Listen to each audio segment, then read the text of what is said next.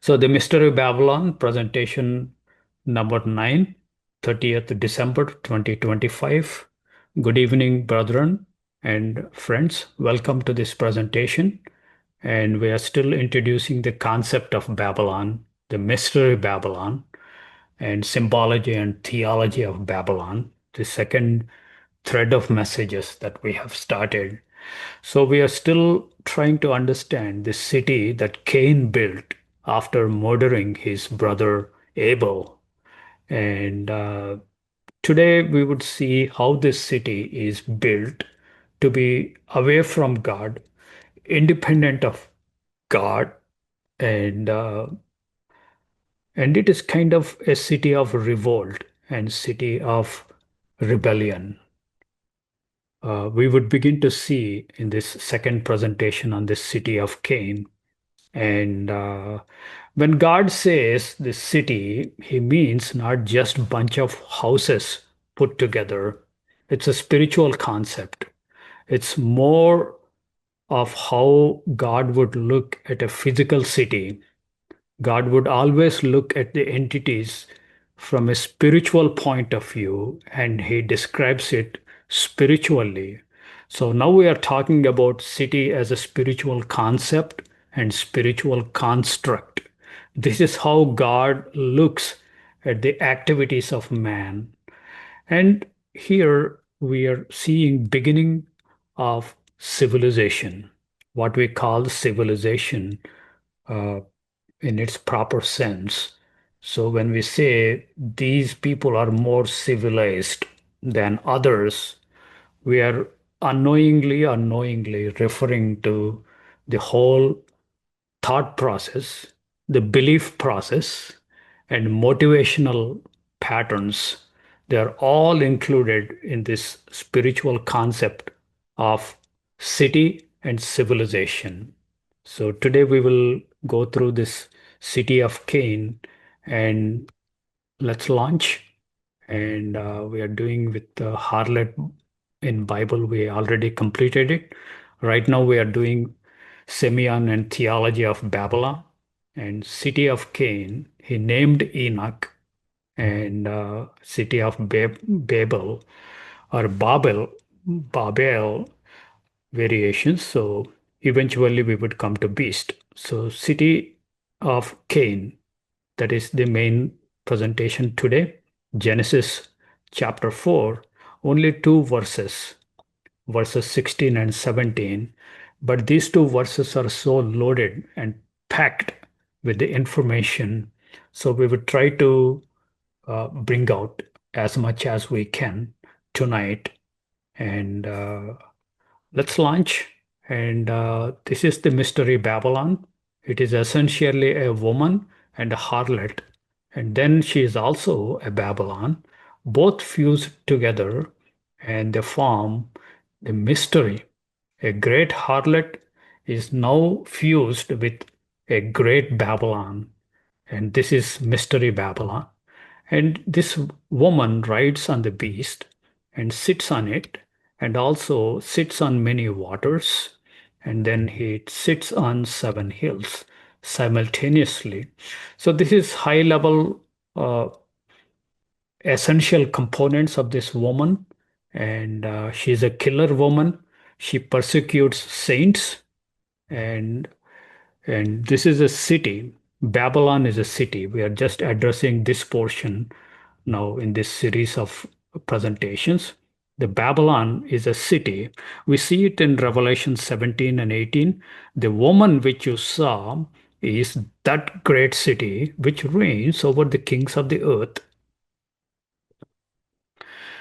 And Revelation 16, verse 19, and the great city was divided into three parts. The cities of the nations fell, and the great Babylon came in remembrance before God to give unto her the cup of the wine of the fierceness of his wrath. So it's a bad entity, but nevertheless, it is not only Babylon, it is a city. It is called a great city, but it finds its roots and rudiments in the city of Cain. So that's why we are studying city of Cain and we see several patterns actually here in this city. So we will first do recap of what we presented last, some of the conclusions. So Cain was the first builder of a city, or the first city. And then the story of Cain was theological. So the whole Genesis 4 is not a historian's narrative.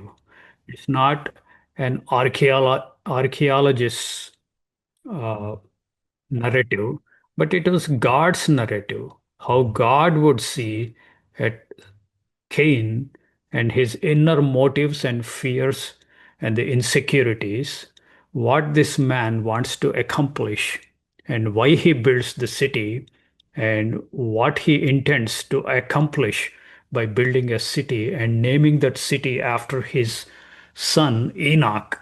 So the whole narrative of Genesis 4 is from God's vantage point of view. So God's vantage point of view. Uh, but men, when they translate, then they do not necessarily um, align themselves with God's point of view. That's why the story of Cain was theological. It gives us God's view of man, not just Cain. It gives us a whole mankind as a whole is now represented in the story of Cain, in the man of Cain.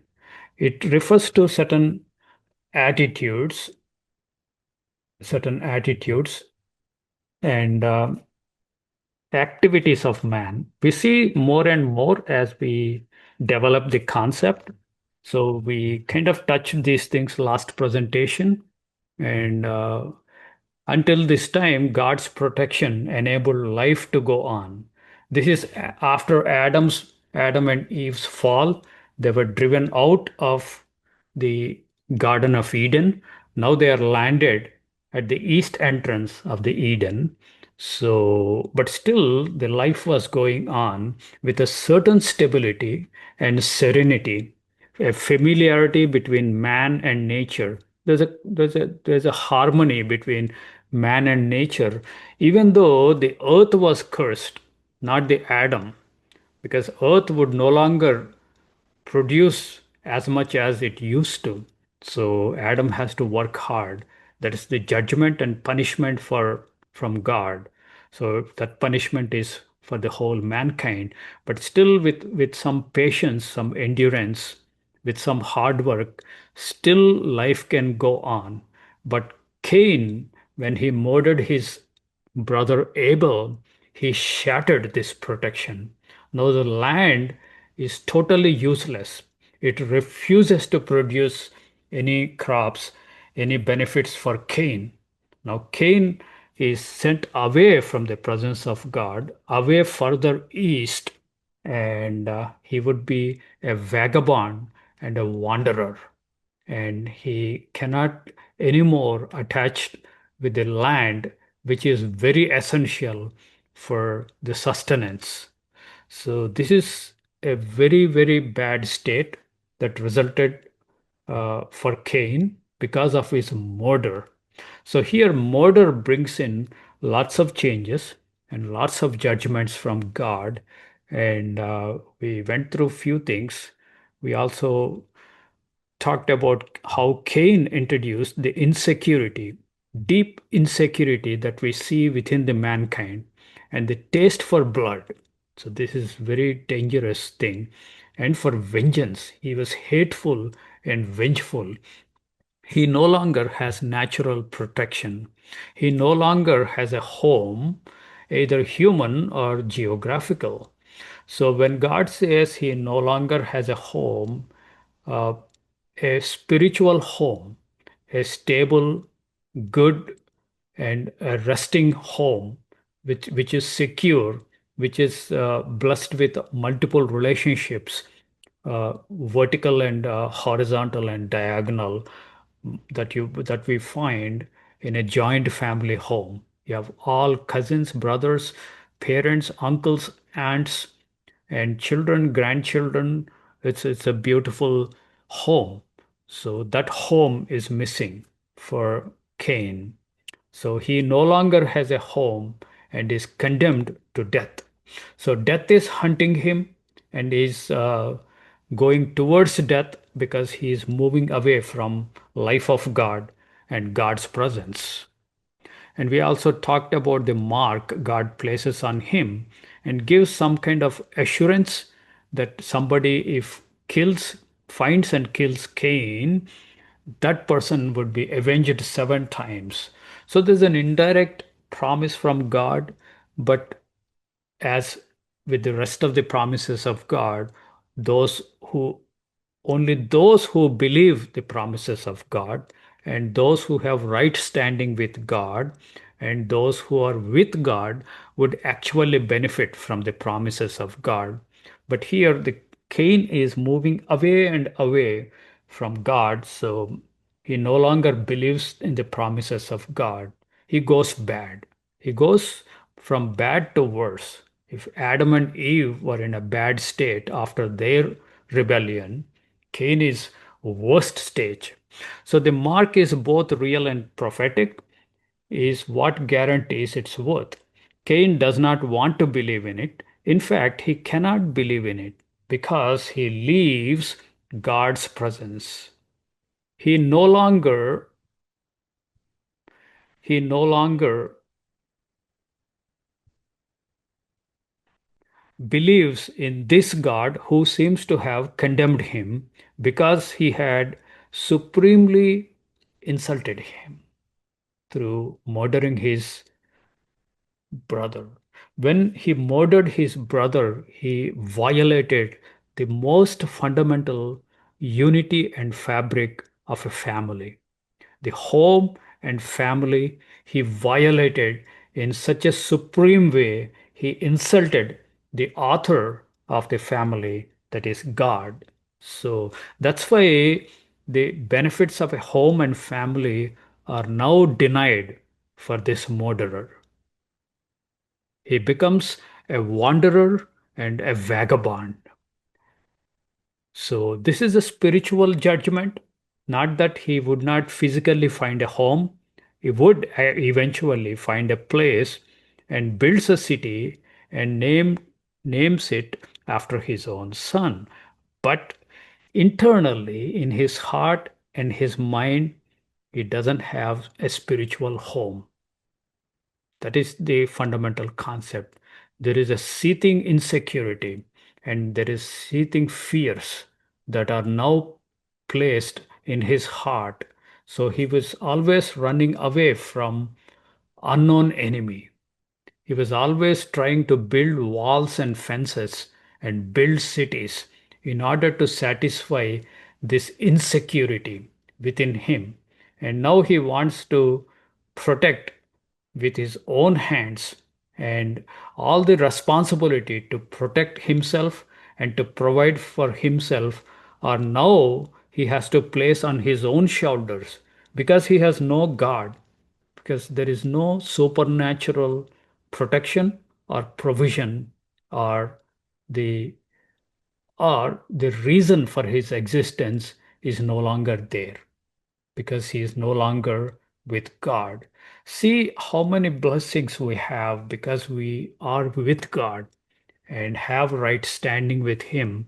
All these things are completely and totally denied to Cain, even though there is a weak thread of promise of God's protection to him. In spite of his grievous sin, God puts a mark, but that doesn't really help him because he no longer believes in it. So continuing, we had one more point last time. Now, Cain will spend his life trying to find security, struggling against hostile forces. So now the world is very hostile to him. Sometimes the hostility is real, the animals and the other men and women and other forces of nature could be hostile and cause him to die. So there are real forces. Sometimes, because he's a murderer, these irrational fears are installed in his heart. Now he is afraid of every small thing, every sound that comes. So it's an imagined hostile forces. So the real and imagined are now he has to confront with. For us who are with right standing with God, we have this inner assurance, inner faith, because God would take care of us. God would provide for us. So this kind of stability and connection with the Almighty, he is missing. He has to do everything for himself. On his own shoulders, he has to place and carry that burden. And the curse on him is really absence of God in his heart and mind. That's really the curse. Taking guarantees, he tries to take guarantees that are within his reach and guarantees that appear to him to be genuine, but which in fact protect him from nothing. So he's fleeing sometimes from nothing, and the solutions and the walls that he builds, he's doing overdoing, and it because his fears are irrational, his solutions are also irrational or futile or illogical. So he's spending his energies and his time on things that are unnecessary.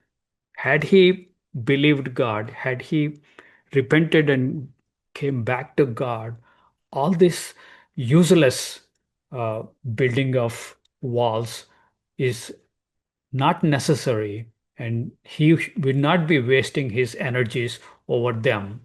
He would be using his energies in right direction, developing holy righteous character, learning all of those good things from God. Now this is all waste of time, waste of life, waste of energies.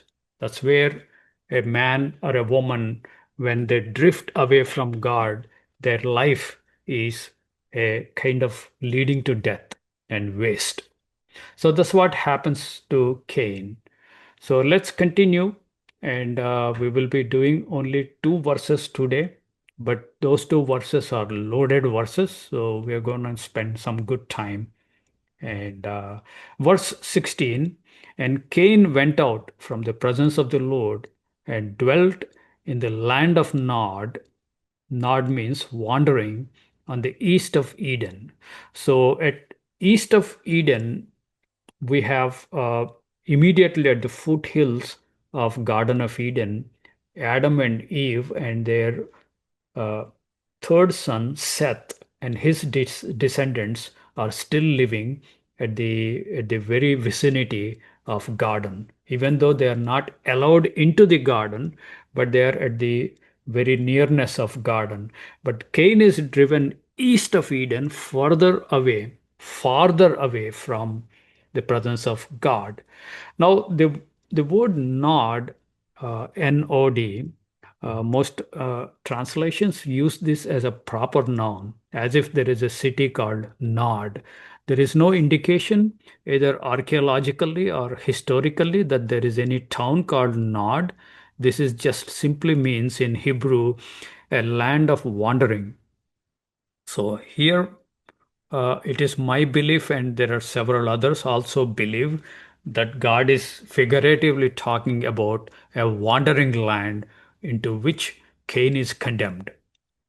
So this is just a spiritual concept. It's not a physical place. And so that's a spiritual concept. So he would be like a homeless person, a destitute person. You can have a huge mansion with all the good things filled in it, but you can still have no purpose for your life in the eyes of God. You have no true stability and no true enjoyment of the relationships of a home and family. You would be a vagabond and a wanderer in this spiritual landscape. So this is spiritual landscape is what Nod probably referring to. Uh, so land of Nod in is land of wandering in Hebrew. Why should it be made a proper name? It's a question asked. Probably we should not make it a proper name. That adds unnecessary confusion to the story. And then here what happens? Cain wants a home, he can have none. Who is forever the man going somewhere? Here, the deeper insecurities and deeper fears within Cain would always put him on run, put him on search for something. He couldn't truly find a resting place and peaceful place and spiritually speaking, a home because he is condemned and cursed to be a wanderer. So the meaning is much more spiritual in nature than the physical or material in its application. So wherever he goes, whatever he does, he's a wanderer. He's always going somewhere. He is in search of something and he never finds that something which he searches. He might find a temporary satisfaction and he deludes himself that he found a solution, but pretty soon that solution is not really meeting his need or giving some comfort from his insecurities. Temporarily, it may do, but on long-term basis, all his solutions would fail. So he would be in search of a new solution, a bigger city, a more stronger city. Now he perceives everybody else as enemies, trying to kill him because of this deep insecurity. Largely, it is irrational. Sometimes it is rational. So you tend to view at other people as your potential enemies. So what would be the natural reaction? You want to subdue them. You want to overpower them. And you also want to overpower animals, especially wild beasts. They might come and kill you. And also, you might want to tame the forces of nature, the weather and hurricanes or whatever. You want to control that also so that you feel safe, you feel secure. But he would never reach a point where his deep fears are completely addressed because it is not possible. He has a deeper spiritual condition, a deeper spiritual problem. He tries to find a physical solution to his spiritual problem. That is the struggle of Cain, and that is the struggle of whole mankind who were away from God's face and God's presence. So he's always a wanderer. He's going somewhere.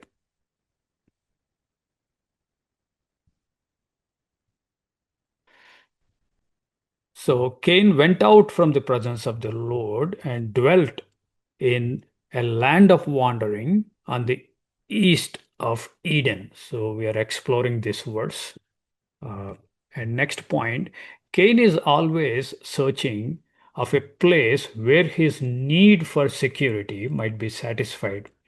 Remember, now he has insecurity. He asks God, my punishment is too much.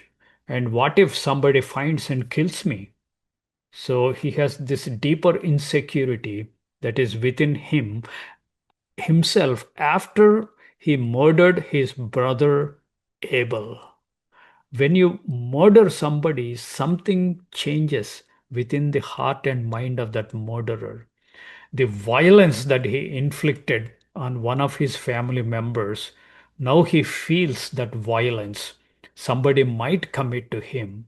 So the judgment of God is very carefully measured and calibrated and put it on the head of a murderer.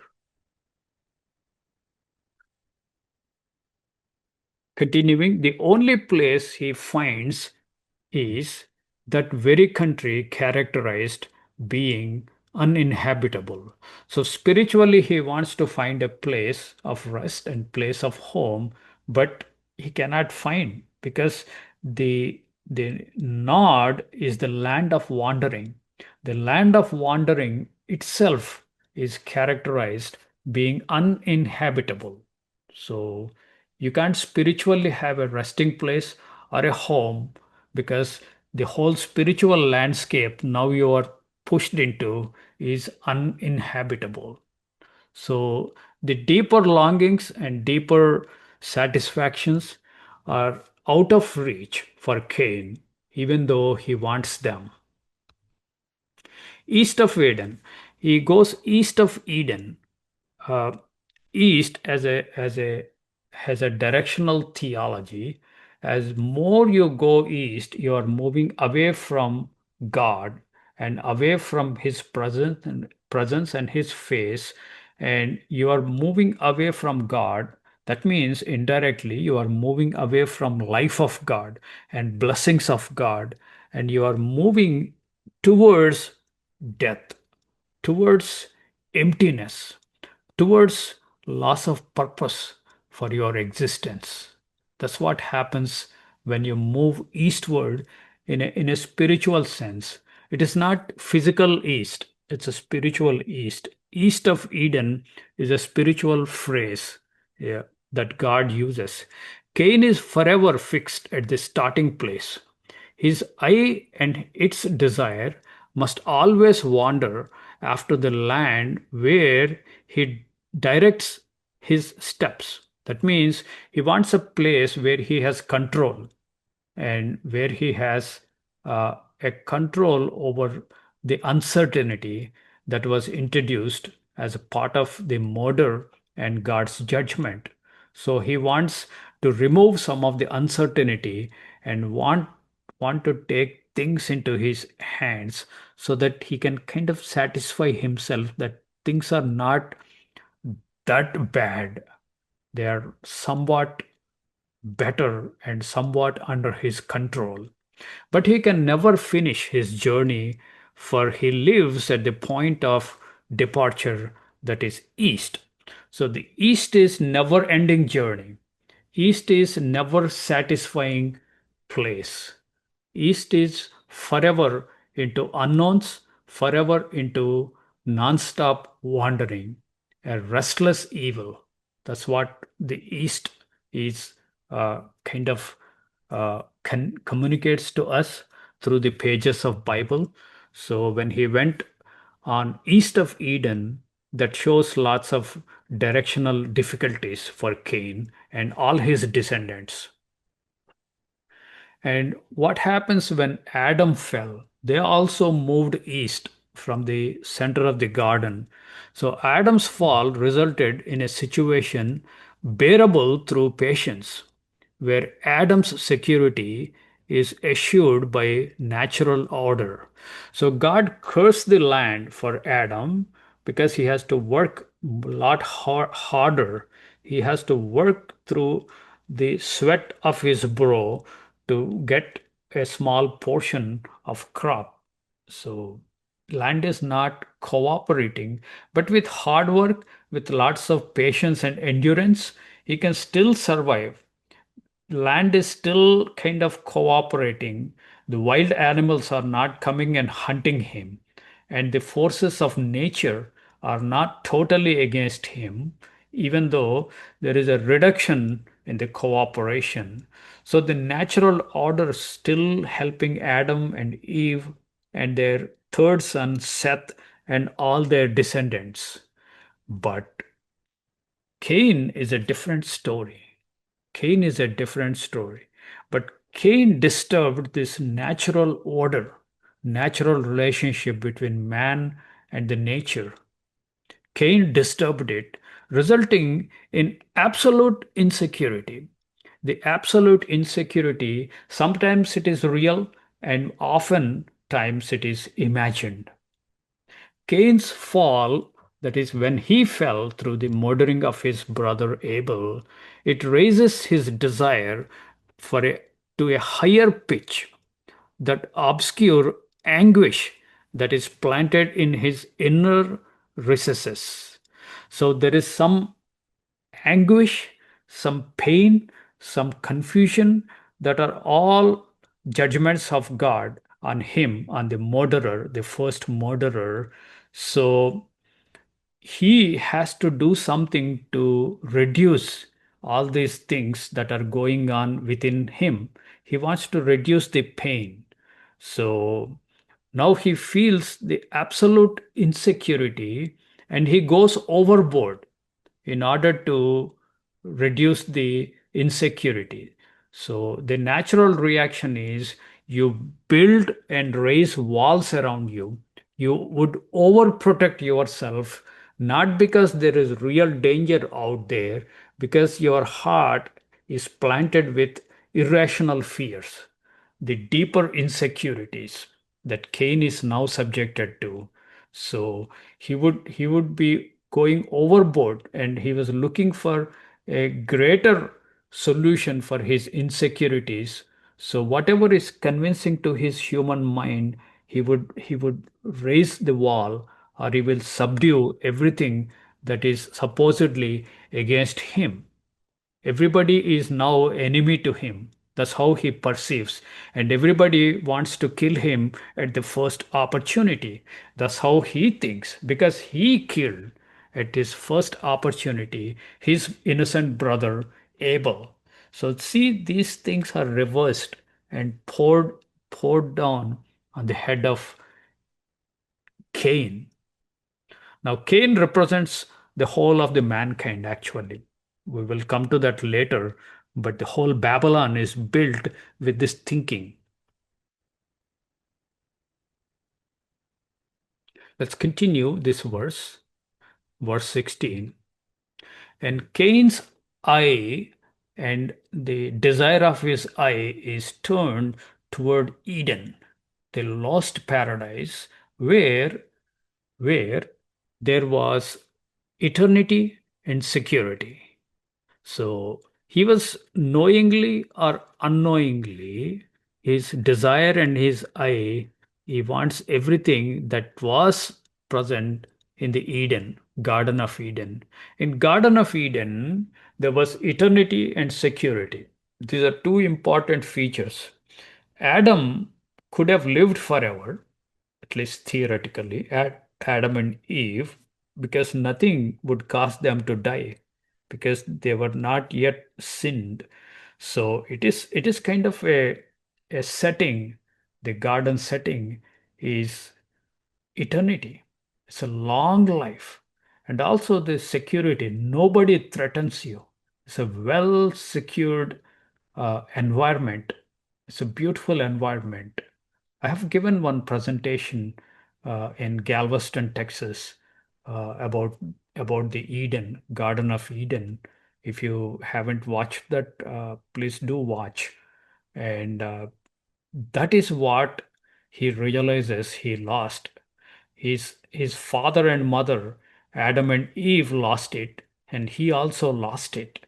Now he wants them both. While he was wandering, these two are taken away. Eternity is taken and security is taken, and he wants them both, but he knows that he was driven towards east and away from it. Now he wants both. He wants both, but he doesn't want to go back to Eden. He cannot go back to Eden.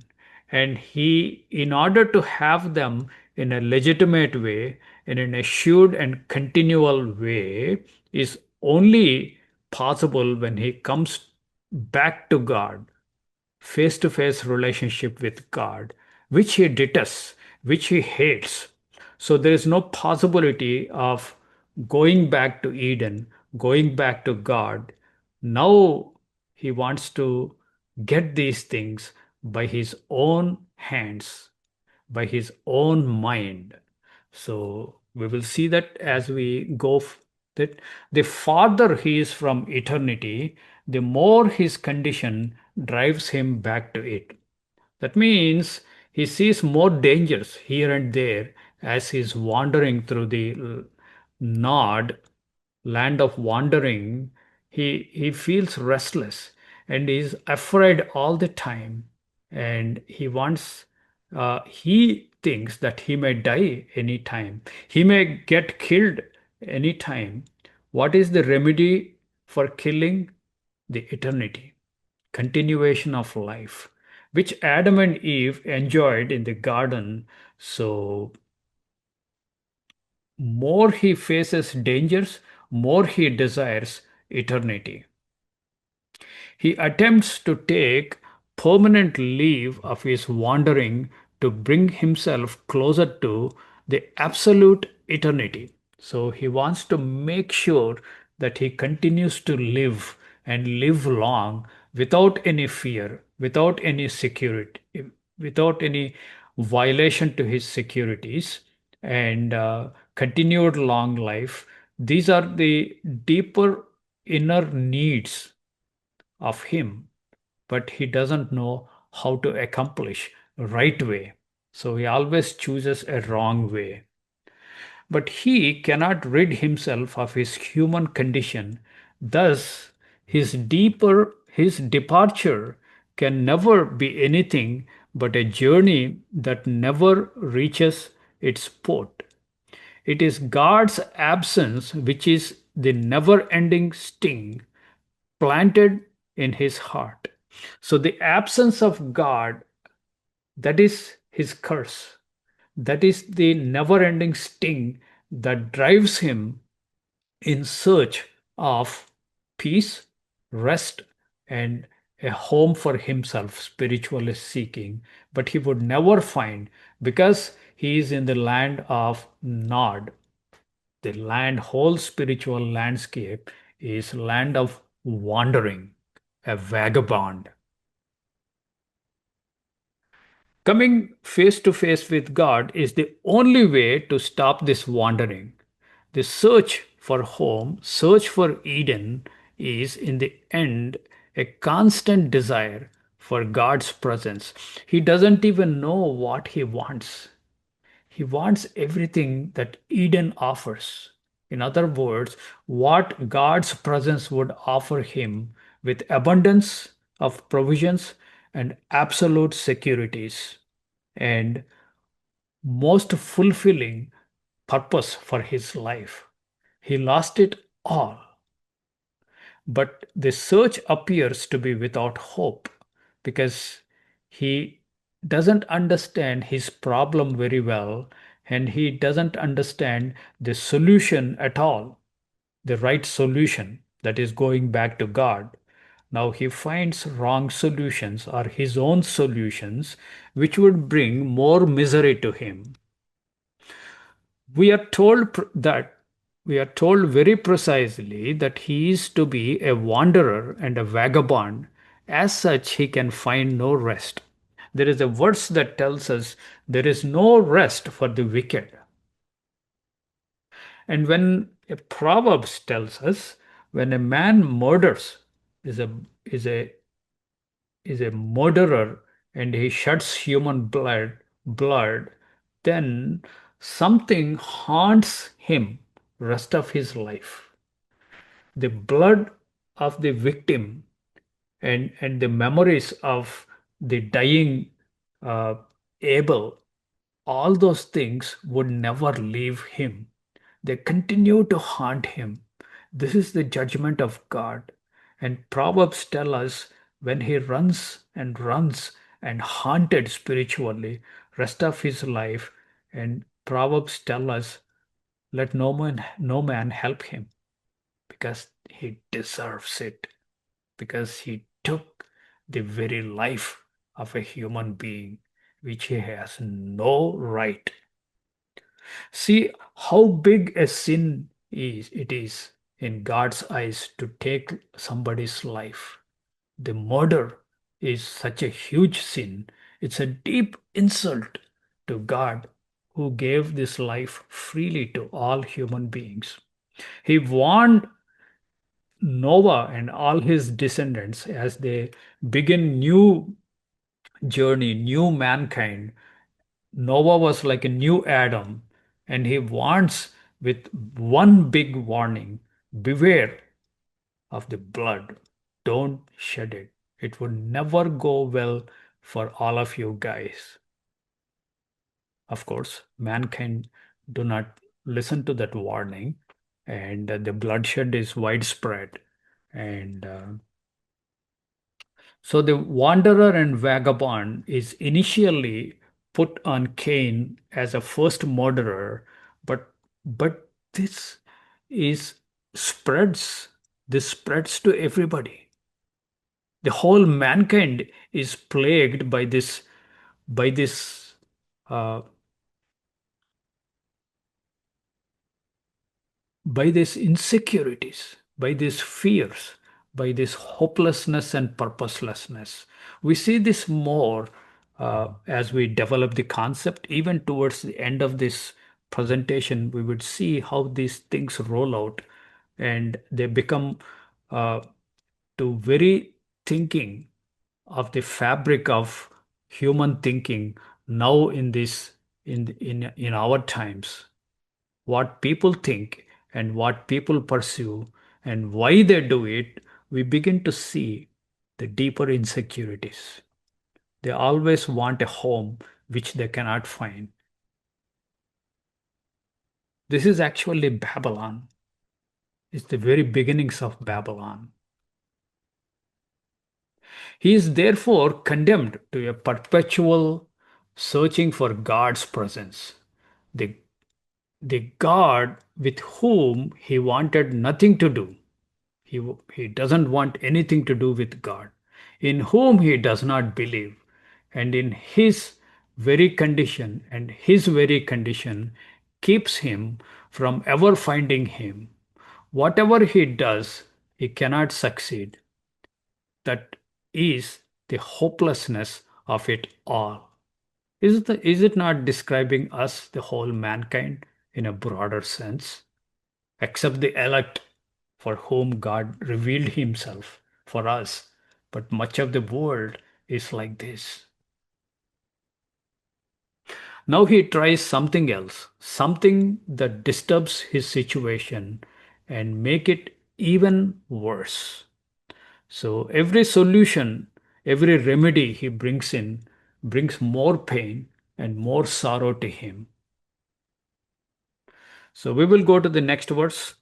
And he not only went away from the presence of the Lord and dwelt in the land of wandering east of Eden, now he finds a physical city. Verse 17. And Cain knew his wife, and she conceived and bore Enoch, that is his first son. And he built a city and called the name of the city after the name of his son, Enoch. The word Enoch means initiation and beginning of utilization. And city is Air. So we'll talk about this city, the the literary meaning of the Hebrew word next presentation. But we would now continue our discussion with this verse 17. What it involves. Knowing his wife and begetting a son and building a city and calling the city by the name of his son. So there are two acts we see, but the two are very interrelated. So here, begetting children has come up with a different purpose, different motive, and different reason. I don't want to offend anybody by saying this. God Himself commanded the mankind, be fruitful and multiply. Be fruitful and multiply, replenish the whole earth. That's a recurring command from God. Be fruitful and multiply. When God says, beget children, be fruitful and multiply, what he means is you beget more and more children and raise them in the fear of the Lord. Raise them in the fear of the Lord. In fact, the biblical approach is children actually do not belong to you. They are leased to you by God. They belong to God, and you are given a custodianship, a, a, a, a kind of uh, parentship to train them and raise them in the fear of the Lord. And then once they become adults, you let go because they belong to God and they would make mistakes and learn from them. And they would take advantage of your training, and they would also make right decisions, and eventually they become adults, and they would train their children as long as they are children. But there is no absolute possession of your children. You are not the absolute owner of your children. They are only leased out. I'm sorry if I'm offending that, but when God says, be fruitful and multiply, God is giving awesome responsibility to you as parents, and is also giving you awesome joy to look at your children and grandchildren, as our good friend and brother uh, Chris Dorman has recently visited his grandchildren. So this is all beautiful, awesome. But when you are not with God, when you are away from God, like Cain, your your reasoning and your mind is twisted.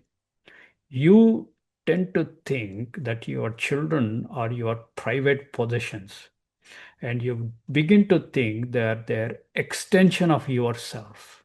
You begin to think that you would live through your children.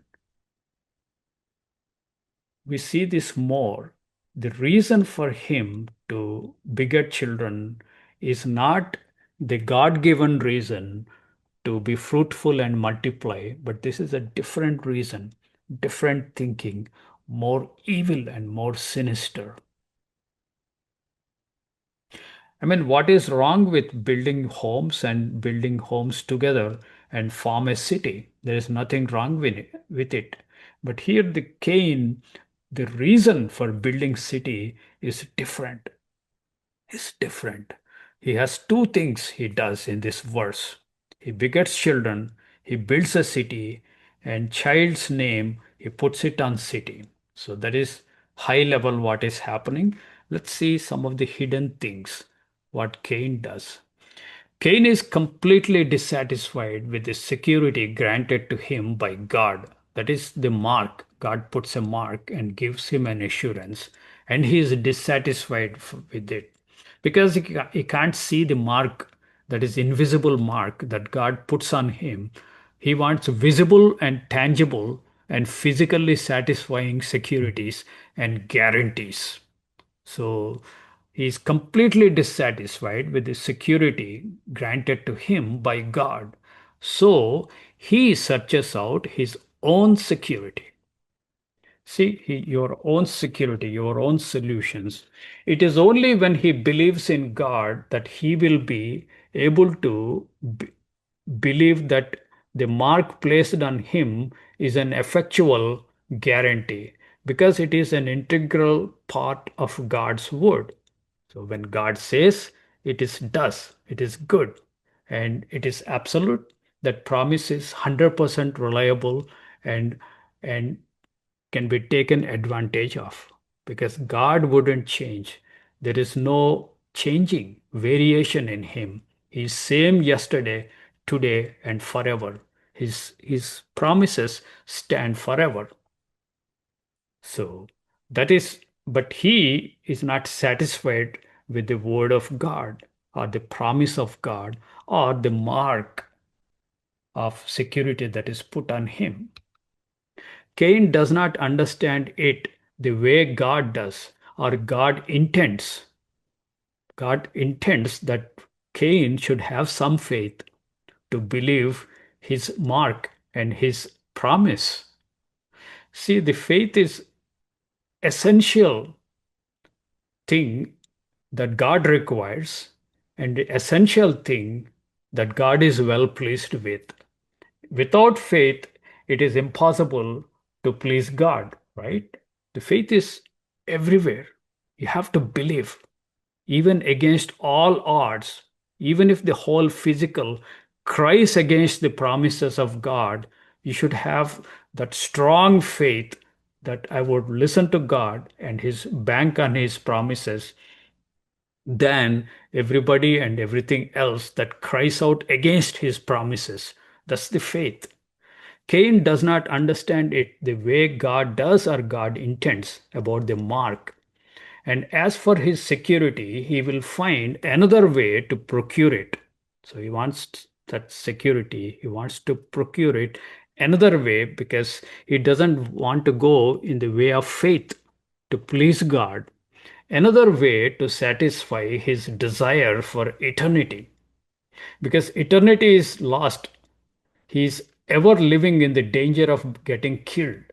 So his concept of eternity is jeopardized and challenged every time somebody comes near him and he fears for his death. He is about to take wrong road everywhere, every step leads further away from God. So he is moving further east away from God. This road leads to mirages in his heart because it leads to temporary satisfactions of the thirst for the eternity and rest. So he wants it. The whole lust, the way it works is it offers a temporary satisfaction, but it claims and pretends that it would offer a permanent eternal satisfaction. So the whole lust is a big cheating scheme. It's just a temporary.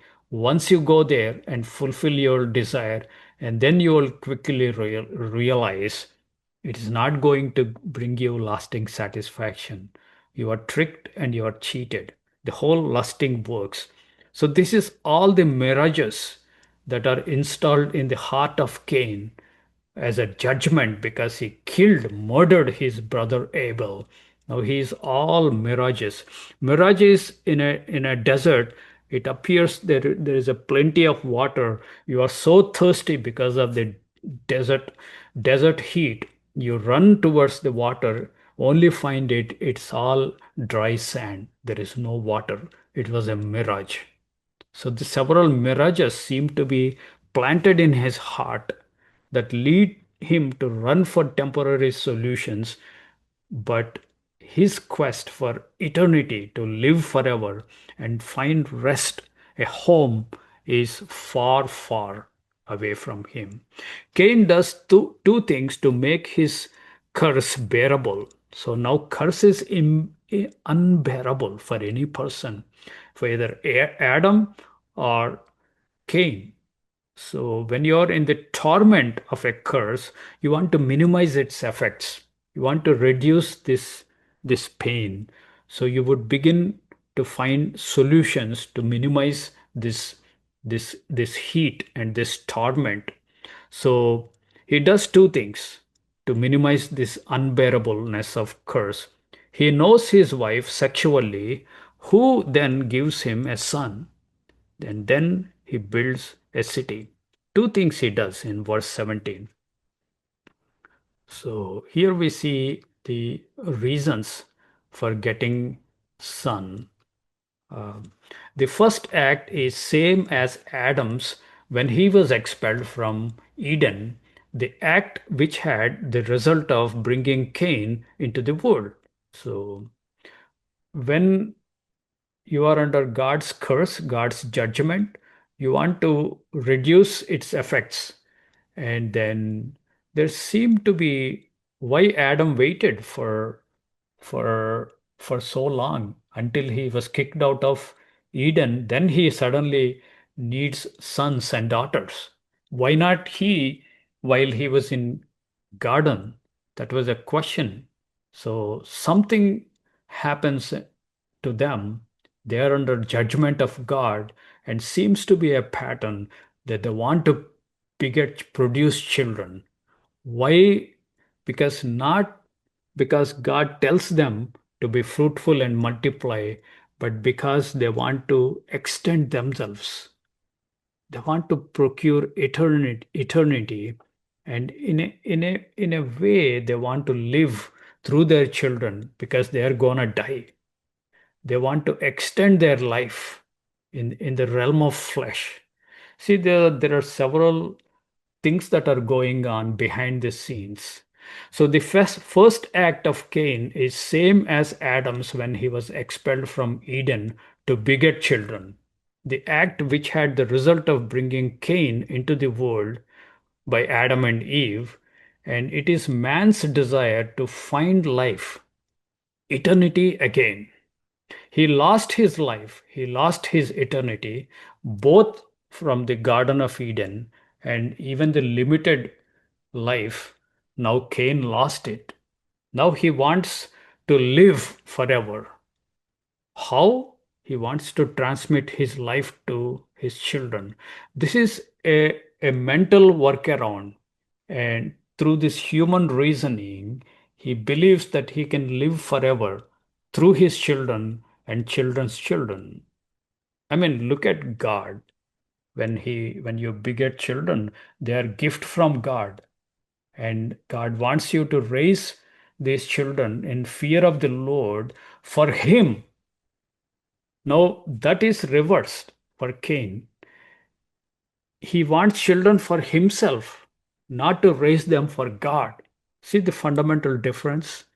And the second act, the first act is beget children. Second act attempts to satisfy his deepest desires for eternity and security. He satisfies his desire for eternity by procuring children, and then he satisfies his desire for security by creating a place that belongs to him alone, nobody else. So there's a private possession, and he calls it a city. This is at least how God sees his activity, as building a city and creating a place belonging to him, nobody else, so he feels more secure with definite boundaries.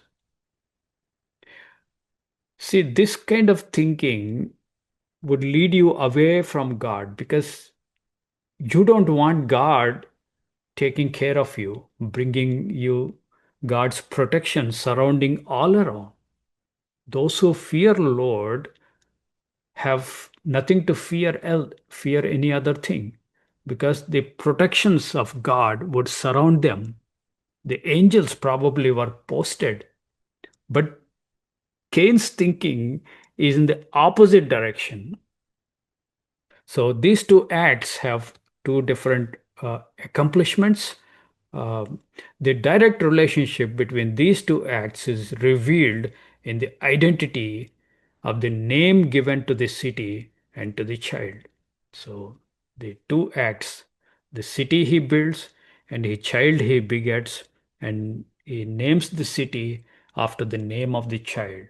So both are combined to satisfy his deep rooted uh, sinful condition that exists because he murdered. The life and heart of a murderer is unfolded in this verse. The city of Cain is the first place where he can be himself, his homeland, the one settled spot in his wandering. Secondly, it is a material sign of his security. Physically, materially, in realm of flesh, he finds his security because he sees perhaps a boundary wall, a raised wall, or a secure home or homes protecting against wind, against rains, against wild animals, against predatory animals and men. Whatever he is afraid of, now he has some temporary material physical evidence that he is now secure. Cain sought security not so much from God, but from the world hostile since Abel's murder. So the hostile world, it is how he perceives. So the hostility could be real sometimes, but most of the times it is imagined fear. Continuing verse 17, the world was different after Adam's fall, but it was not yet marked by murder. When Adam and Eve were expelled, the world itself was difficult to live in, but it's not that bad. But now it is, because the city is direct consequence of Cain's murderous act and his refusal to accept God's protection. So the murder changes something in the heart of Cain. He detests God. He doesn't want to be with God. And he doesn't want anything from God. He doesn't accept anything from God. So he's on his own. That spirit of rebellion and revolt, that is a consequence of a murder, and that consequence gives rise to another consequence, that is the city, the building of a city. The building of a city is rooted in all these motivations.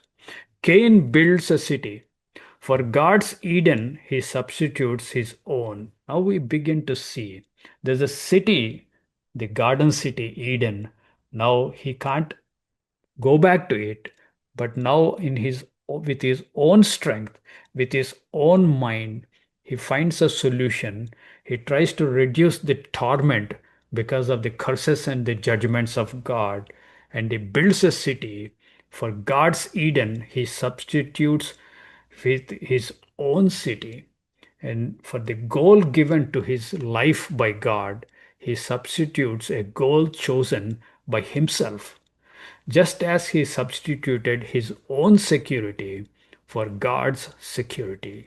So here we see the beginning of the civilization.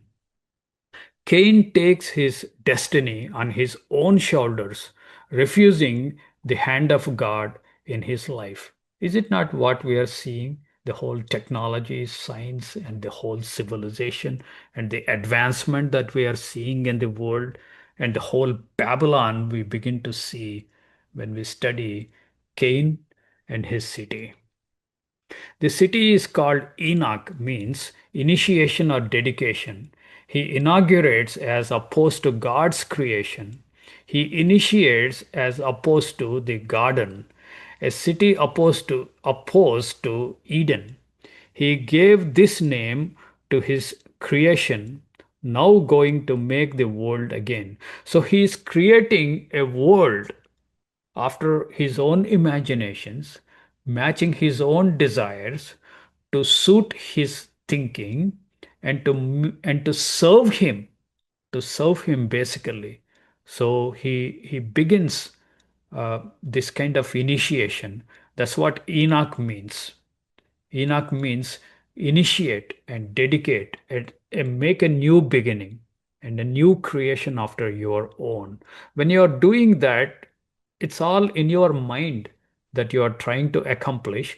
And then practically, physically also, you would do wondrous things. The massive cities of Los Angeles, New York, the massive skyscrapers, that is the physical evidence, the physical things that he produces, but it is a response in response to the deeper inner emotions that are within the man. We begin to see this. All these things, and plus much more, they could have gotten in the Garden of Eden when they have right standing with God. So, this is all you want to accomplish the Garden of Eden, both its eternity and the security by your own means by building a city. It's kind of physical in the physical cities, but largely it's a spiritual city that God is referring to. Since perfection and God are excluded from his unsatisfying world that he is creating now, he introduces all possible pains. For Cain's eyes, it is a beginning. God's creation is seen as nothing. God did nothing, and in no case did he finish anything. So, God is abundant, and the fundamental knowledge that God created everything, and God finished man, and God finished garden, and he said everything is beautiful and good. All those foundational truths are now fully forsaken. God is out of picture for this city building. Are we seeing this?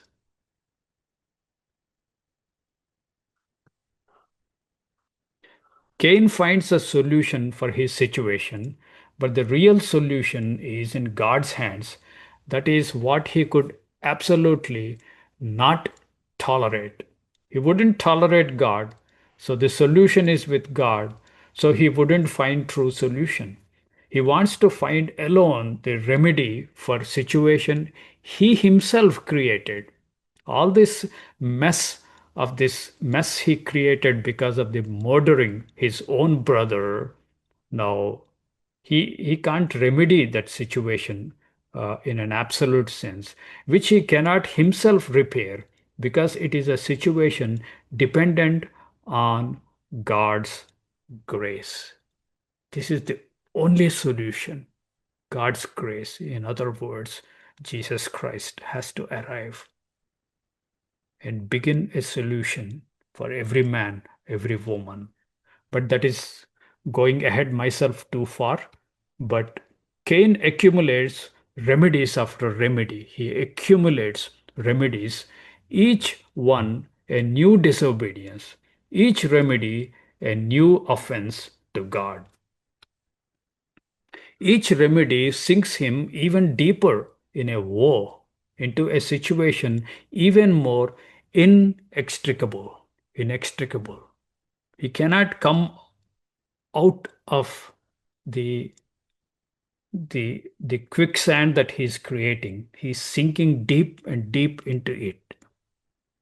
Cain begins in this way of thinking when he builds city and names it after his children. He reduces God to a hypothesis, to the domain of superfluous and the unreal. God is no longer real, is a hypothesis. Some people believe. Is it not the dominant thinking pattern of the majority of mankind? Just as history begins with the murder of Abel, since before death there is no way for us to learn man's history, and the death that resulted in the fall, first man manifested, first in the fall first manifested itself as a murder. So the civilization begins with the city and all it represents. So man has fallen, Adam and Eve have fallen, and then Cain has fallen further. And Cain's fall is a result of murder, murdering his own brother. And he goes farther and farther away. And every remedy and every situation, every solution he finds sinks him deeper and farther away from God, farther away from real solution, and there is no hope, there is no U-turn for him until the new covenant and new gospel perhaps reaches Cain. But he continues. Cain and Cain's descendants will continue, and this city and this civilization have begun. These are the these are the origins and roots of what we call, or what Bible calls it, Babylon. So here we see the Babylon. Its foundations are independence from God. It's a rebellion and revolt against God. It is also a result of the curse that is placed on them. It is also as a result of long list of judgments from God. So it is one of a bad state of existence and no hope, no purpose, and doing vain things and trying to find mirage solutions, only to be found that these solutions are not real solutions, and you keep on finding and seeking for new solutions. This is never ending wandering, and truly all man and woman are vagabonds in a spiritual sense, but we falsely call it a city and civilization. We give a positive description to that, but Bible wouldn't mince words. This is the city and civilization in revolt against God, and all his blessings, and the life forevermore is totally cut off. And we will continue to develop this in future presentations. But now I will end this. Uh, Thank you for watching, and we will thank you for your attention, and we will open the room for your insight and your comments.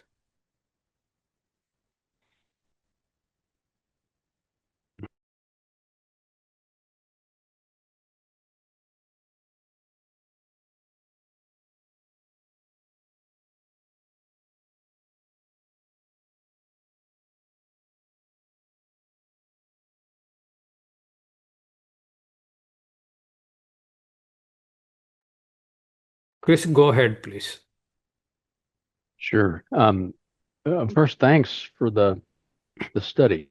I missed the last couple. I'm going to have to go back and look and watch them. But the study of Enoch and the city, pretty interesting. I know Enoch and Cain have a lot of symbology, throughout the Bible. I think there's at least four references in the New Testament to, Cain, tied to lack of faith, evil, separation from God.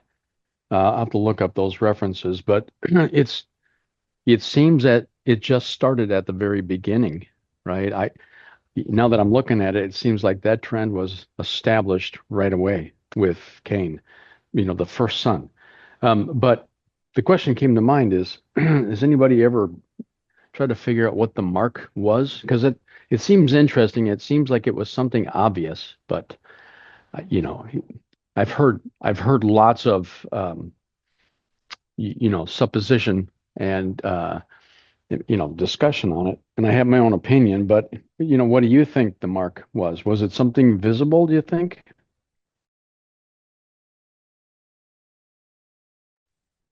I believe it's a figurative way, perhaps a spiritual mark. It's a kind of an assurance.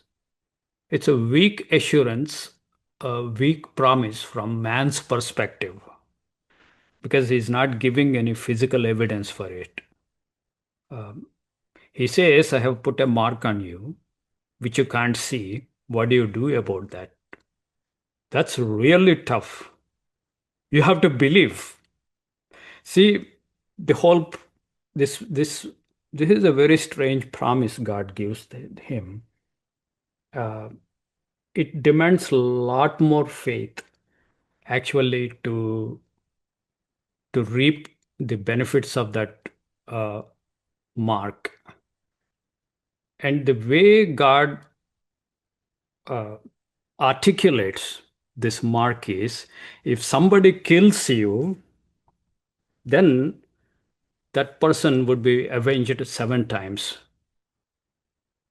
So look at how Cain would hear and interpret uh, that promise from God. Okay, this God now is saying, if I am killed, then I would be avenged 7 times. So what is the use for me? I was already killed, right? Then what happens? I don't care if I was avenged 1 time, 2 times, or 7 times. It doesn't make sense to me. It doesn't make helps me to convince that it is even a promise of life. I don't see it at all as a promise of protection. This is how Cain thinks. But if you think about that, look at the intent. Even though God literally says, after you are killed, you will be avenged. But in between the lines, even if we spend time thinking about the whole context and the way God said it, hey, I'm gonna give you some protection. That's what God is conveying. But that really requires for you to study and meditate on what God said. Last presentation, we discussed about that. We have to meditate on God's promise, each of the promises, in order to deeply understand. and begin to believe and reap the benefits, which Cain, I think, totally missed it. Since he can't understand, he cannot believe. Since he doesn't believe, he doesn't want it. And since he doesn't have any such promises from God, now he has to invent his own security, his own provisions. So he goes in his custom solutions. So that's what I believe. Had it been a physical mark, like say some Hollywood movies put a mark on his forehead, some blah blah blah, then he is fully assured that he is carrying a mark. If it is invisible, it really demands faith. You have to, I think that's my understanding. If somebody else have other understanding, or even yourself, Chris, I like to listen what you think, what others think about this mark. I'm done.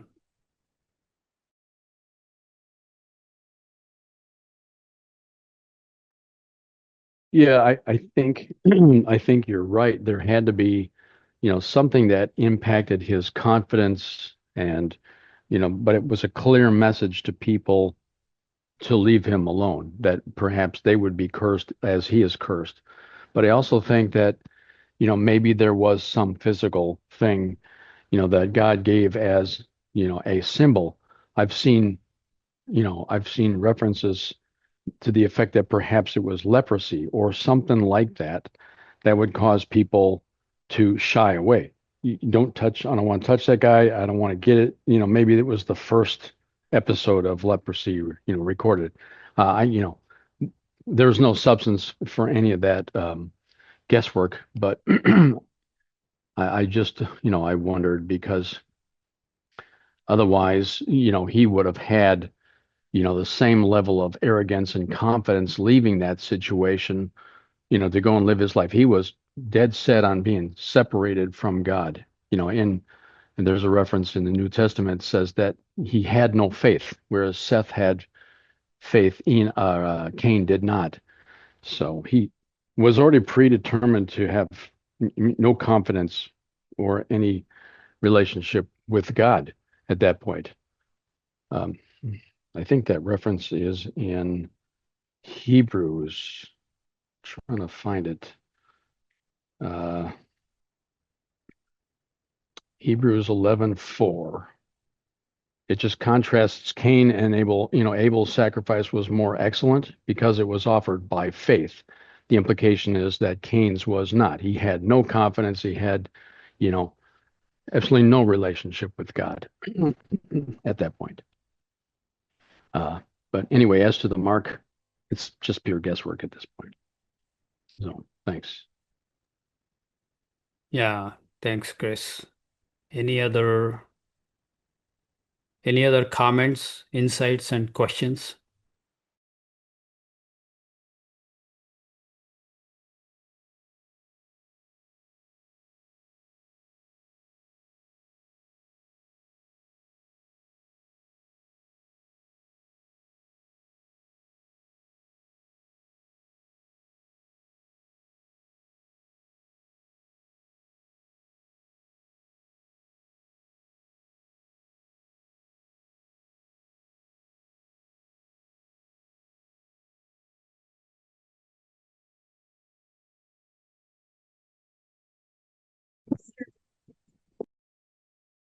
Yes, Gailen, go ahead, please. Uh, Thank you for the refreshing Cain story because I just thought about Cain and Abel yesterday, but very shallow. I mean, it was just the jealousy portion. Any case, um, about the mark, uh, I would um in Indian and my background, or because I'm with people who still believe in spirits around, and and in our belief system, that's not culturally, but not as Christians. We still know that some people have, they call the third eye, or their spiritual eye is open. They can see demons, they can see angels, they can see dwarfs, they can see a lot of um, elementals we cannot see. So there is a possibility that in the other areas or other peoples, um, because they have the spirit world um, roaming around, and they some have the third eye, so they would be the witches or the warlocks or the head, the spiritual leader side of a group. Then possibly they will say, oh, we cannot touch him, there's something on him that is taboo, or we is dangerous for us. It's the same like in Nigeria. I think it was Nigeria. The bishop there came over to here, and he was saying about how Christians are covered by the blood of Jesus, or a ring of fire, a wall of fire covers the church. And a recent one, which was very interesting for me, was they couldn't enter or curse a place or a home, especially if they had um, communion or the Passover weekly in their homes. So that was an eye opener for me, that um, this was a story I got from not live but video on the doing the communion weekly on Shabbat or Erev Shabbat, has the renewal of the covenant, because we keep renewing the covenant and reminding us as a family, as a group, that we are Christ, our and the witches, the other cursing people who want to harm us, is cannot um, go against. They also have the warnings, and so this is a good realization for us to be ever so vigilant about having Christ in us, with us, and then also doing the Lord's Supper of renewing the covenant weekly. So thank you. Thanks, Guyleen. Thanks, Chris. You posted that Jude 1:11. Woe unto them, for they have gone in the way of Cain, ran greedily after the error of Balaam for reward, and perished in the gainsaying of Kor, that is Korah. So there's a way of Cain. Well, and it kind of touches on what Guy Lee was saying there too. Perhaps there was much more to, the story with Cain than, we're given in that brief story in Genesis. And it kind of comes out here a little bit in Jude. I don't know exactly how deep or prevalent that was, but I think he was totally, already evil.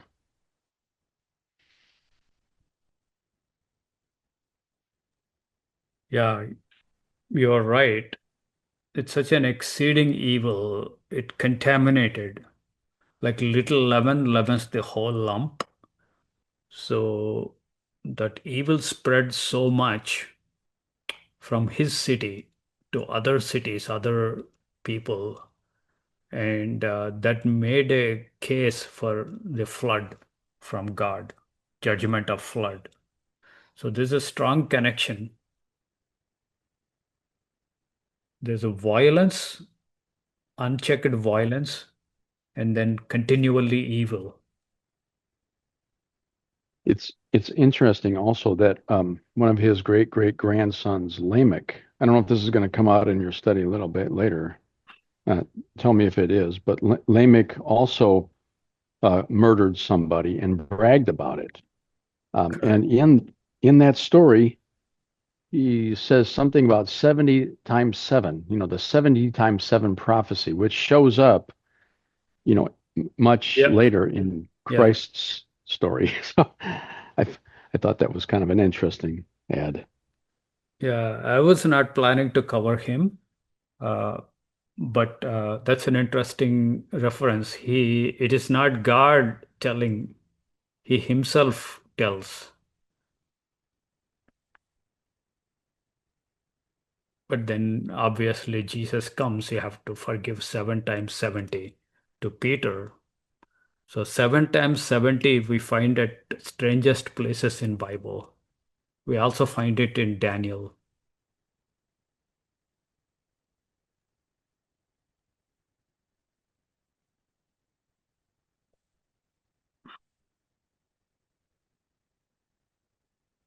Any other comments, insights? Tom, go ahead, please. Yeah, thanks, Tagore. I was looking up that um, same thing here, trying to find some information about the mark, and all I can find is that they claim it had to be visible because there would be others really had to recognize that there was a warning not to kill Cain, and possibly a legal or covenantal sign. There's God gave signs that like the rainbow, he wouldn't bring a flood on the land again, a complete flood, or there was blood on the doorposts and things like that. There might be some kind of a mark of some kind that would keep him from being uh, attacked. And I don't know, but that's all I could find as far as what they suggested in various different Yeah, that's books. completely possible, Tom. God does not, I mean, scriptures do not specifically say whether the mark was physical or spiritual. I am going in the direction that it is probably spiritual, but you can definitely make a case that it is physical. Then why Cain failed to take advantage of it is also another mystery then. Yeah, that's true. But it would seem like, well, there's got to be somebody walking around, but I guess the message had to be given out somehow that you don't kill people, Oh and yeah, I'm not sure how absolutely. that was done. Yeah, that would also include abortions. Yeah, little things like God that. hates these things. Uh, the hands that shed innocent blood, either feet that run to shed innocent blood.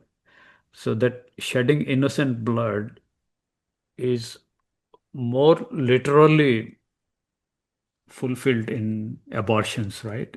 Hmm. Certainly, most certainly.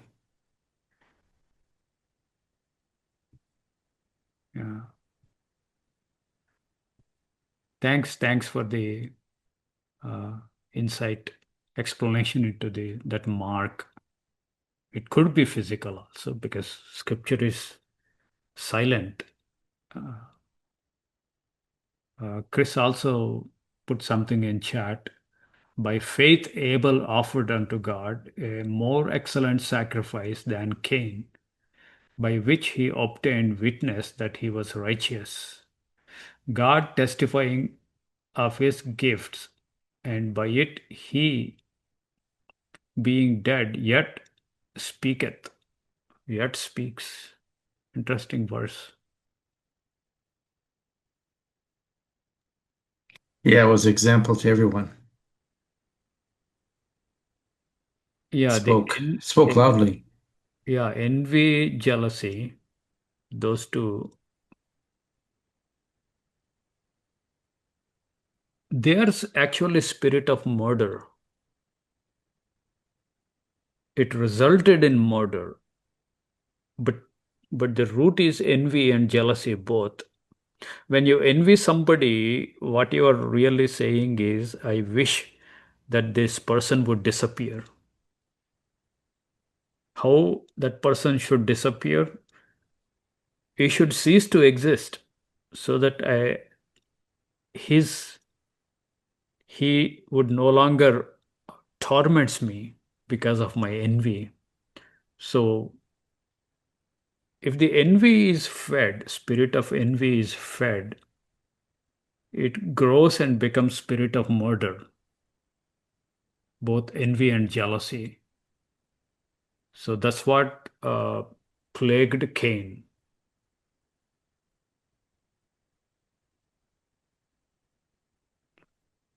Well, I think it's also the same jealousy that was present in Christ's time, in the chief priests and the Jews. That's why they killed him. That it's the very same thing. Yeah, even Cain was Pilate. jealous of Yeah, God's. Pilate could see So that. See, the Gentile could see that. Out of envy, they handed him over. He knew that. How? That's why yeah, he wanted to release Jesus.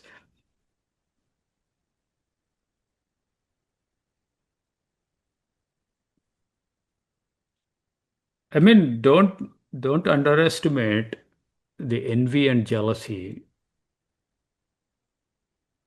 It's they're more dangerous things than people realize.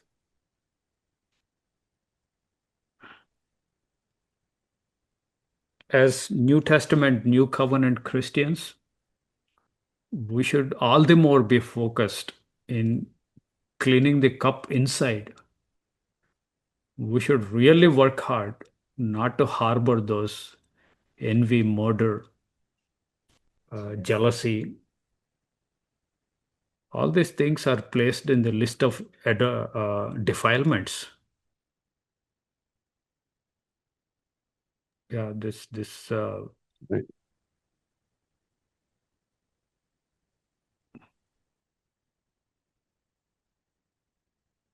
Tom, go ahead, please.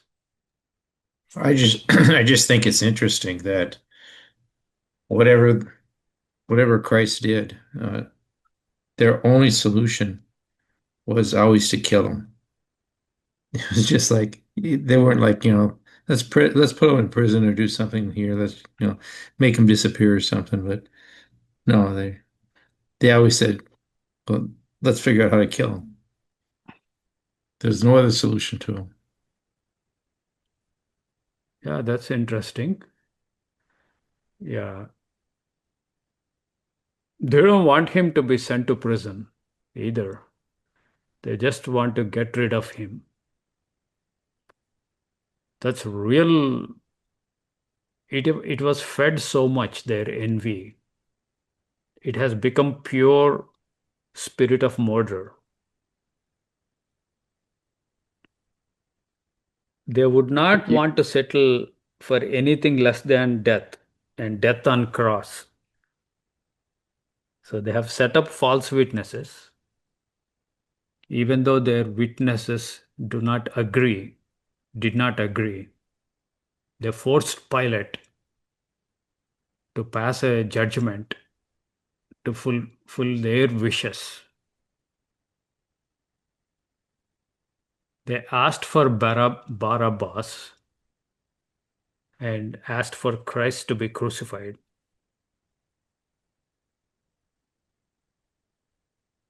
yeah, and in Christ's example, one of the takeaways I get is that he made them look bad. he made them look bad to the people because they were worried about, their image. He made them look bad to the Romans, like they were ineffective. And and I'm not even sure what that is because it's kind of the same thing that Cain exhibited. He was mad with his brother because he made Cain look bad to God. So, what is that element that, we're all seeking God's approval, maybe, and Cain just clearly didn't get the concept. It wasn't possible. So he had already, not done the thing, and Abel made him look bad. And it appears to be the same thing that Jesus Christ did with the chief priests and the Jews and the Sadducees and even the Sanhedrin. They all looked bad and totally ineffective because they couldn't do any of the things that he did. So I'm trying to explore, it's called jealousy, but what is that? Because they're all striving for the very same thing, to please God and to be on the inside track, right? To be the ones that are chosen. And have the power and the recognition. I don't know. I think maybe that's even Satan's sin. The very same thing. Not that I want to explore it that much, but it seems to be similar. Some people explain envy, jealousy as an expression of covetousness also. Something they desire it for themselves, which is not happening, but this is happening to somebody else. So they have double torment.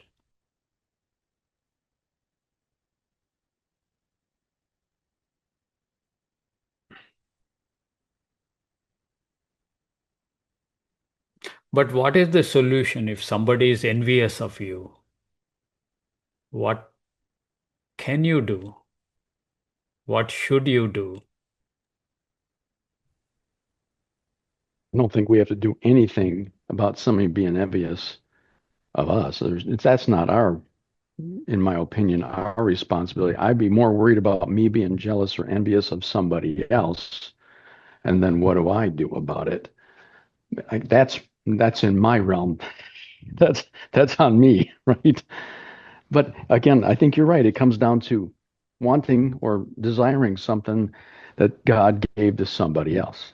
It comes back to my observation is that he gave us what he gave us. We should be satisfied with what he's given us. If he wants to give us more, because everything's his, then he will. And that's tough sometimes. Yeah, you're right. We should be worrying about our envyings than somebody is envying of us. That's logical and practical. That's right. Let's go to Jenny and Brian. I was going to say that when I encounter people that get jealous of me, what I do is I remind them of the things that they have that I don't have. And that for them to look at it, that it's like, you shouldn't be jealous of me because look at the things that you have that I don't have that I do desire. Like back when I was still single and I didn't have family, I had a cousin that told me, "Oh, you think you're so great now because you own this big, nice house." And I'm like, I have no clue where that came from because I didn't even know that he knew I had a house. So my response to him was, "Well, you have a family, you have a beautiful wife, you got beautiful children." I'm like, I don't have those things that you have. I said, so look at what you have compared. I just have a house. I don't have a family like you do that loves you. And then when he heard me say that, it rang a bell in his head. He's like, oh yeah, you're right. I do have a beautiful family that I love. And it just completely changed his demeanor towards me. So I think sometimes it's okay to remind people that, there are other things that you have that you don't need to be envious of because maybe someone else wants the same thing that you have, but they don't have, So it's all relative.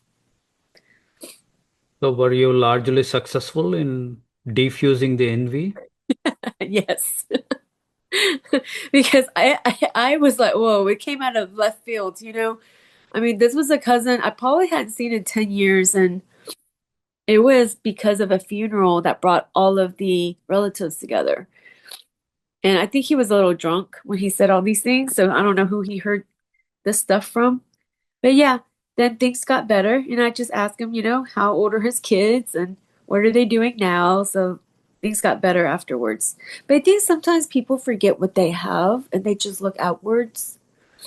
Like I have a friend that I constantly have to remind her, stop looking at what others have because you should be thankful for what you have. You know, you have a home, you have a job. There are people that don't even have things like that. Like the very basic, you have food.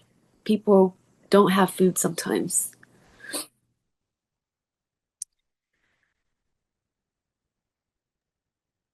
Yeah, I think mostly it is irrational. Sometimes you can convince them if their envy and jealousy has some logic. Sometimes there is no logic. They might be far better off than you. That's true. See that I have seen that as well. You just don't know what somebody's battling with and you know what they may have. What is it? The materialistic things that they have is just to cover up what they don't have. Yeah.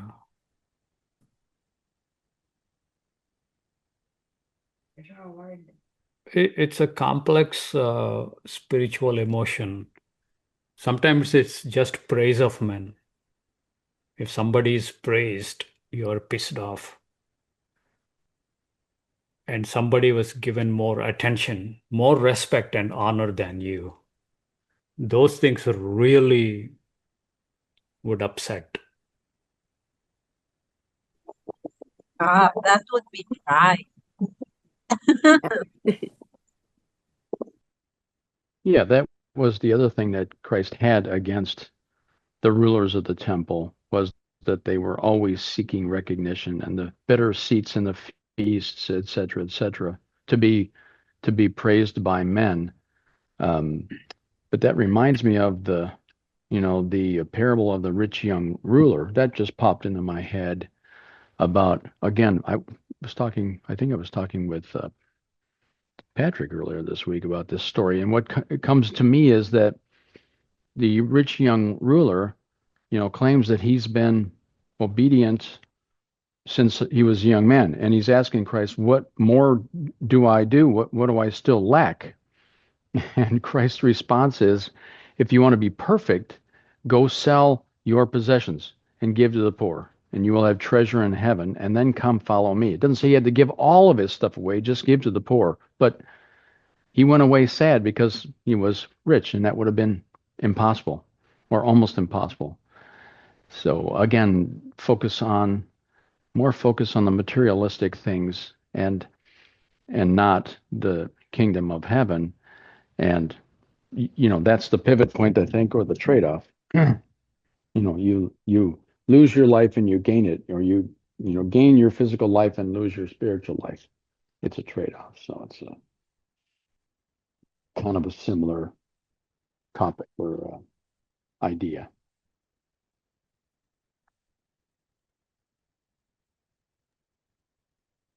Any other comments, insights into this subject of Cain, city of Cain, what we discussed tonight?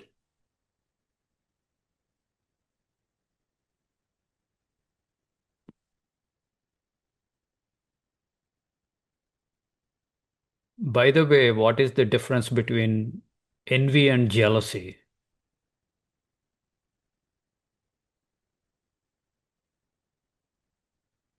Envy is mostly described as the things others have which you do not have, so you're envious of them. Jealousy is the things that you have, but somebody else claims them. Jealousy of a husband. So Jealousy is you you actually have things in your possession, but anybody knows the finer difference? I haven't studied the Greek definition difference, but at least English.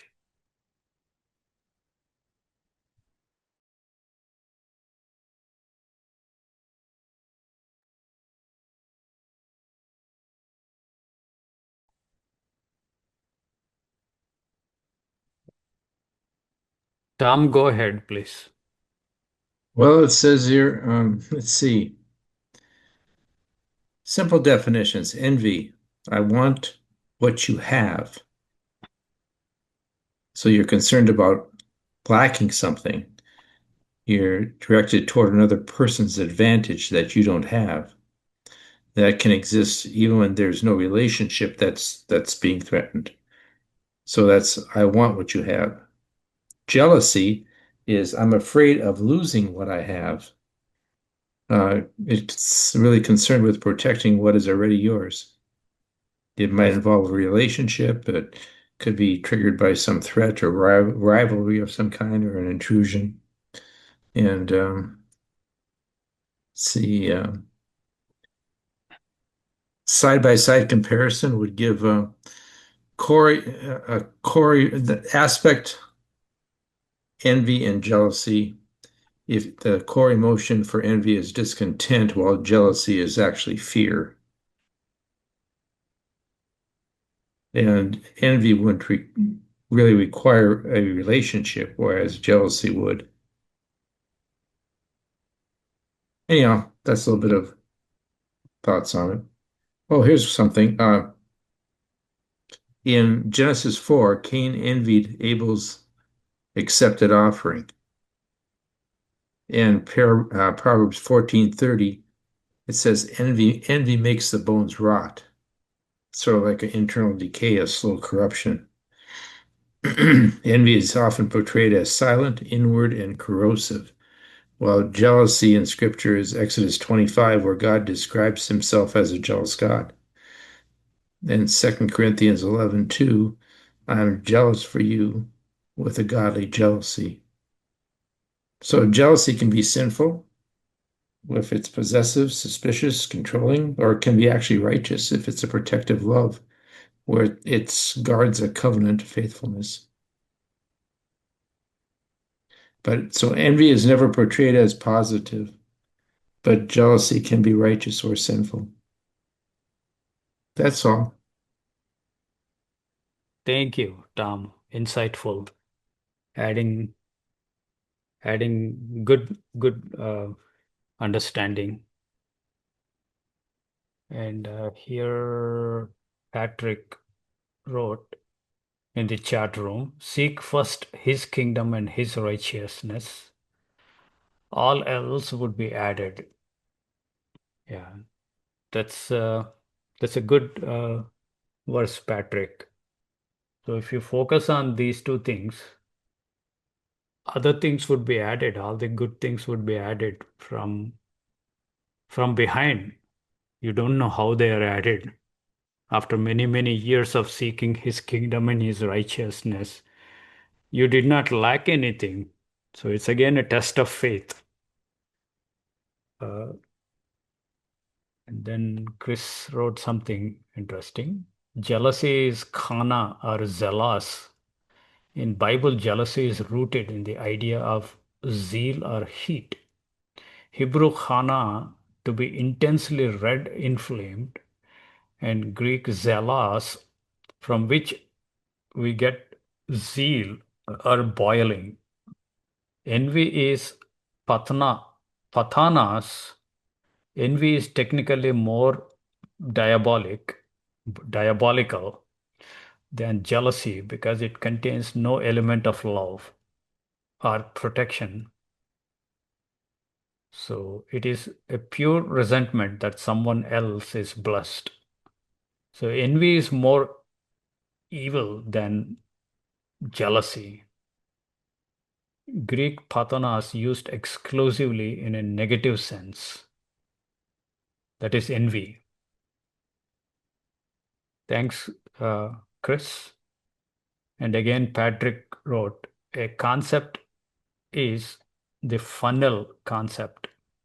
As you acquire all the things, where do you direct them? To yourself or to others? Yeah, that's an interesting concept.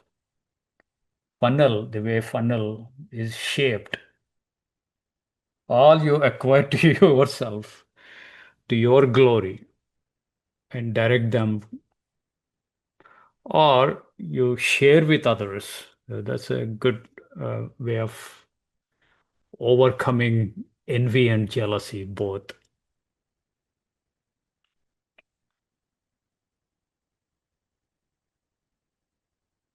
Yeah, when Jesus asks us to cleanse inside of the cup, we should all be putting efforts not to be envious, not to be jealous, not to be covetous, not to be fools, not to have evil eye, all the defilement lists.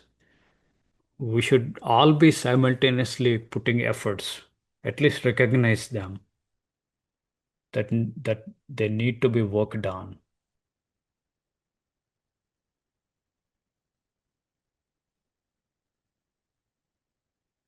Yeah, Chris says a choice. Yes, good ad, Patrick. So that's a choice. There's also choice to be envious, not or not to be envious.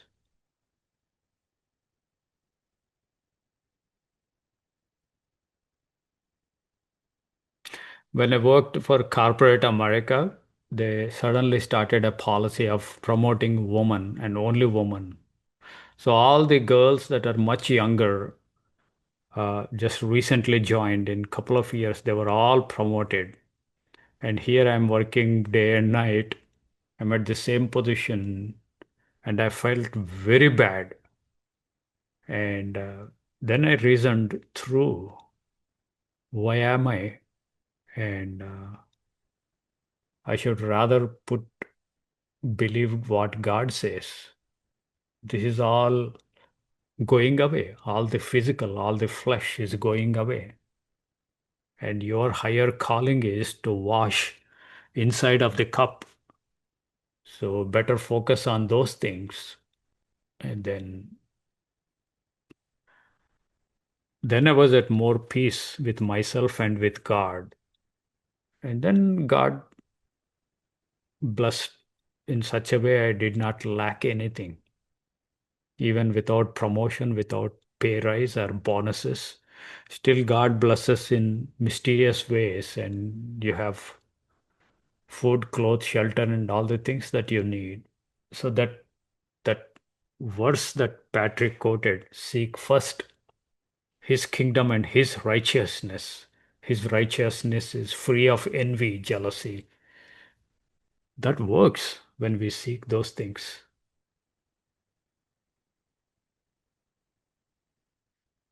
Jenny Bryan said, I think envy, jealousy is also influence of a spirit. Absolutely. They stir up all these dirty emotions within us.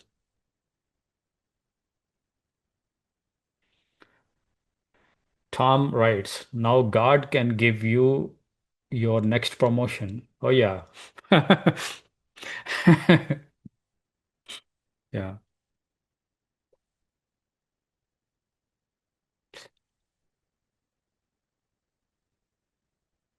And if you take a step back and look how the promotion helped them actually, other than telling everybody that they are promoted, actually they would put to lot more labor and enslavement, and corporation demands all of their time, all of their energies because they were promoted.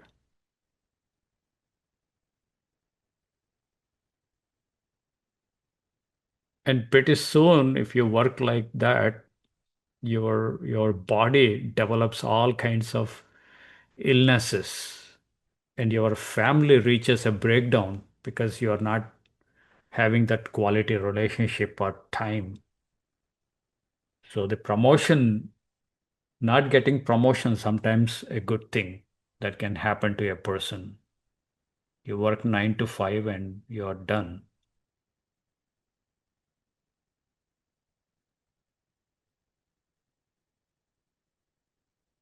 Any other comments on the way of Cain?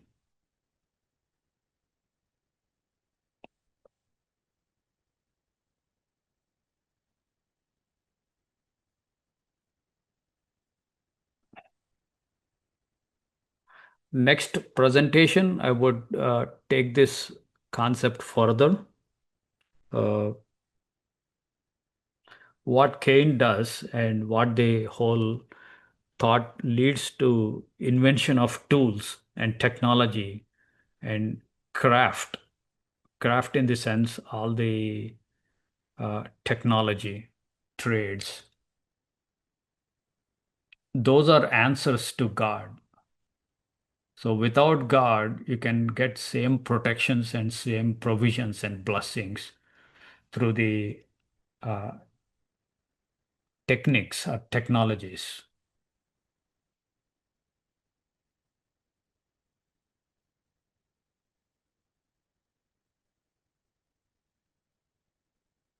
And then we will shift to the Tower of Babel, and the next city builder is Nimrod. I would come to Nimrod also. And then we will come to the Babylon as an empire, Jeremiah 50 and 51. And that would bring us to a uh, good position, good understanding about Babylon, what it is all about, how it is judged, and what happens to it, and what are its chief characteristics. And then I will take a beast system again from scratch, and we would come to a good understanding of beasts, different beasts, diversity. And after finishing all these three streams, I intend to go to the Revelation 17 and 18. With a good understanding, we can start those two chapters. And we would be in those two chapters for a while. There are about 94 or 95 characteristics were given about this mystery Babylon harlot in just those two chapters. So you have 90 plus characteristics. It takes a while to go through all of them. And once we finish that, we will say we have completed this series on Mystery Babylon. And then we can move to another topic, another thread